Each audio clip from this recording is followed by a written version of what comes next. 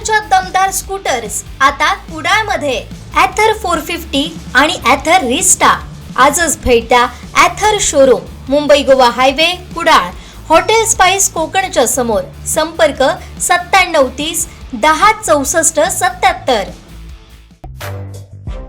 केंद्रीय मंत्री नितीन गडकरी आले आणि सिंधुदुर्ग वासियांना टोल भेट देऊन गेले, अशी टीका माजी आमदार वैभव नाईक यांनी केली आहे. जिल्ह्यामध्ये मंत्री नितीन गडकरी साहेब आले होते आणि त्यावेळी त्यांनी सिंधुदुर्गवासियांची माफी मागितली होती की हा रस्ता सुरू करण्यास 14 वर्ष लागली, परंतु यावर्षी हा रस्ता पूर्ण करतो म्हणून त्यांनी आश्वासन दिलं होतं.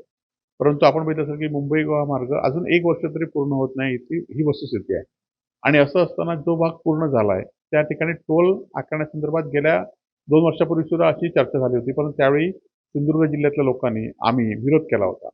आता जर पुन्हा टोल आकारण्याचं टेंडर आता पुन्हा आलंय की 3 महिन्यासाठी टेंडर आहे, त्यानंतर परमनंट टेंडर होणार आहे. परंतु आमचा ह्या टेंडरला विरोध आहे, कारण अजूनही मुंबई गोवा मार्ग पूर्ण झाला नाही. एक वेळ 14 वर्ष झाल्यानंतर तुम्ही त्या रस्त्याला पूर्णपणे टोल माफी दिली पाहिजे होती, परंतु आपण दिली नाहीत. उलट आपण इथे आल्यानंतर सत्ताधाऱ्यांमधले कोणीतरी लोक आहेत की जे हे टोल घेण्यास इच्छुक आहेत आणि त्यांनी आपल्याशी चर्चा करून हा टोल नाका निश्चित केलेला आहे.